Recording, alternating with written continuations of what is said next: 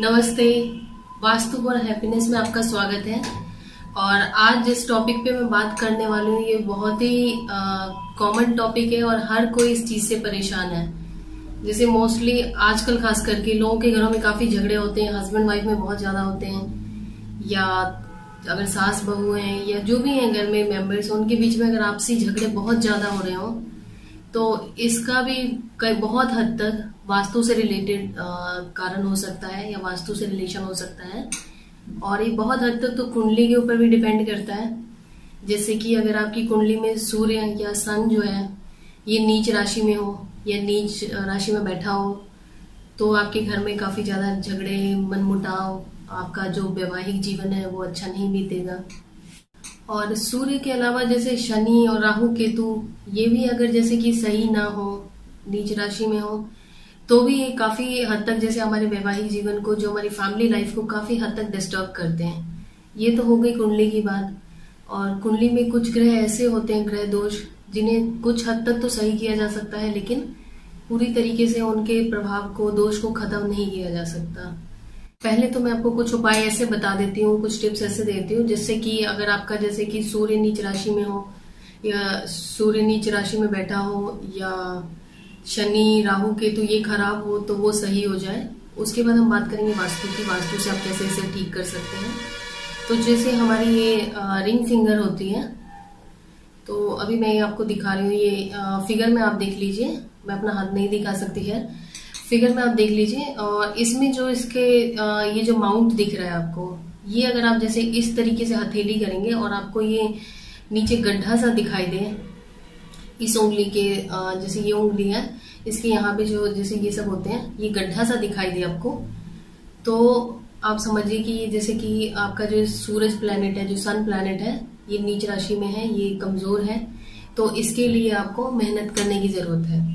इसके लिए सबसे आसान और सबसे अच्छा उपाय है सूरज को मजबूत करने का।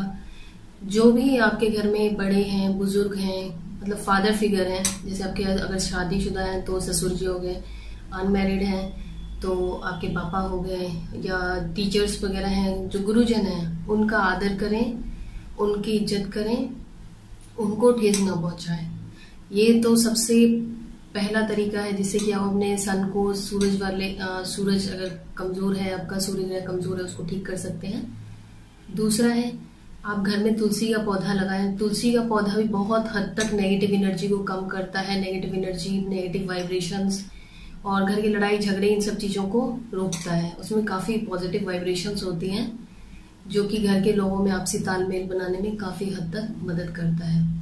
तीसरा, अगर जैसे कि अगर आप हिंदू हैं, क्योंकि जैसे मोस्टली दूसरे रिलीजन के लोग नहीं मानते हैं, तो आप जैसे कि नहाने के बाद डेली ना भी पॉसिबल हो, जैसे आप जॉब करते हो, डेली ना भी पॉसिबल हो तो एटलीस्ट संडे के दिन सुबह सुबह नहा के सूर्य को जल जरूर चढ़ाएं। उससे भी आपका सूर्य बहुत हद तक सही हो जाएगा।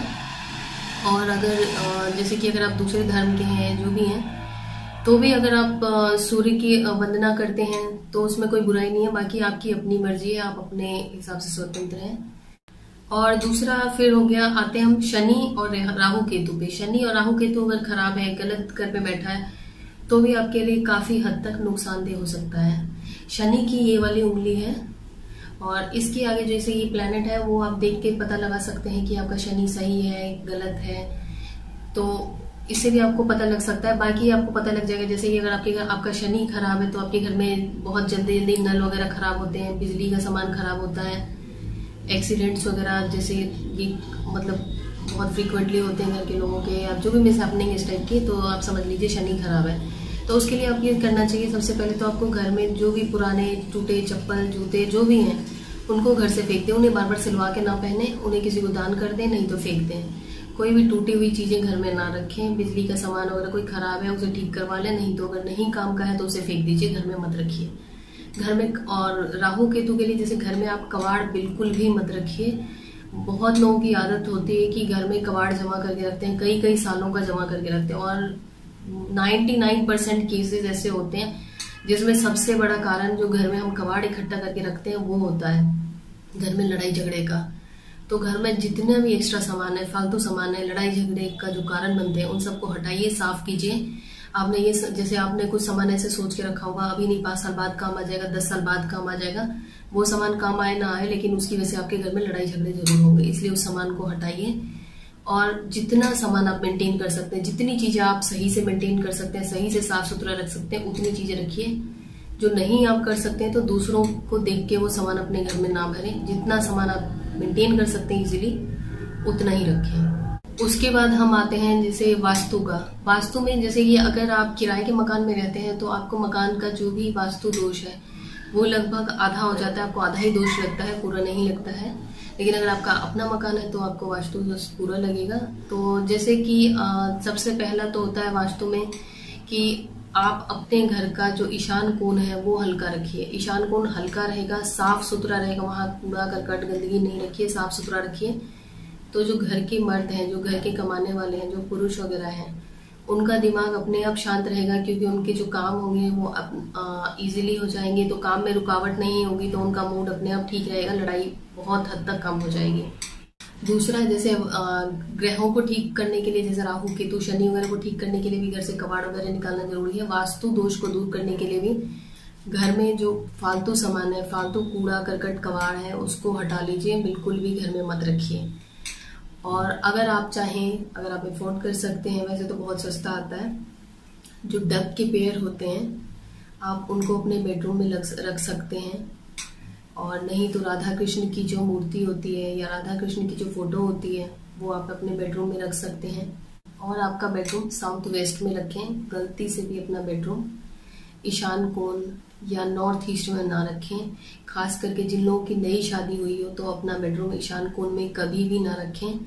और अगर जैसे कि आप किसी ऐसे घर में रहते हैं जहाँ ईशान कोण कटा हुआ हो या नॉर्थ ईस्ट का जो कॉर्नर होता है वो कटा हुआ हो, तो उस घर में आप कभी भी ना रहें, कभी भी उस प्लॉट को खरीदने का ना सोचें, क्योंकि पूरी जिंदगी आपकी लड़ाई झगड़े होते ही रहेंगे और कभी आप तरक्की नहीं कर पाएंगे। और जो आपकी फैमिली है, जो बच्चे हैं, अगर अभी नहीं हुए हैं बच्चे, तो जो भी होंगे वो काफी कमजोर होंगे, मतलब मानसिक उनका विकास उतने अच्छी तरह नहीं होगा। और जो है भी तो काफी मतलब तनाव में रहेंगे, टेंशन में रहेंगे, परेशान रहेंगे। इसलिए जो घर का, अगर जैसे जिस घर का ईशान कोण कटा हो तो वो प्लॉट ना खरीदें, उस घर में ना रहे। किराए के मकान में रहते हैं तो आराम से आप चेंज कर सकते हैं। अगर अपना भी मकान हो तो उसे आप बेच सकते हैं। और ईशान कोण में जैसे छत के ऊपर कई लोग सोचते हैं कि जैसे ईशान कोण में पानी होना चाहिए, पानी की व्यवस्था होनी चाहिए, तो कई लोग छत के ऊपर पानी की टंकी भी रख देते हैं ईशान कोण में। और ईशान कोण में आपने छत के ऊपर पानी की टंकी रख दिया तो आप समझिए जो भी आपके घर में अगर शांति का भी माहौल है तो वो भी खराब हो जाएगा, क्योंकि जो भी घर के मेंबर हैं, जो हेड ऑफ द फैमिली है, वो पूरे दिन परेशान रहेंगे, टेंशन में रहेंगे। क्योंकि ईशान कोण को भारी आप करेंगे तो जो आपका हेड ऑफ द फैमिली है वो हमेशा परेशान रहेगा। और ईशान कोण में अगर आप बेडरूम बनाते हैं तो जैसे कि घर के बूढ़े बुजुर्ग बच्चों वगैरह का बना सकते हैं, बाकी आप लोग अपना बेडरूम कभी ईशान कोण में ना बनाएं, वही बेटर रहेगा। ये थे कुछ ऐसे टिप्स, अगर जिनको आप अपनी लाइफ में अप्लाई करते हैं तो बहुत हद तक आपके घर में लड़ाई झगड़े कम होंगे। और मैं अपनी नेक्स्ट वीडियो में कोशिश करूंगी, जो जैसे कि कई जगह वास्तु दोष होता है तो उन दोषों को दूर करने के लिए कुछ फैंग शुई रेमेडीज होती हैं या कुछ और रेमेडीज होती हैं, वो मैं आपको बताऊं। अभी के लिए बस इतना ही। और अगर आपको मेरी वीडियो अच्छी लगी तो लाइक शेयर सब्सक्राइब करना बिल्कुल ना भूलें। Thank you.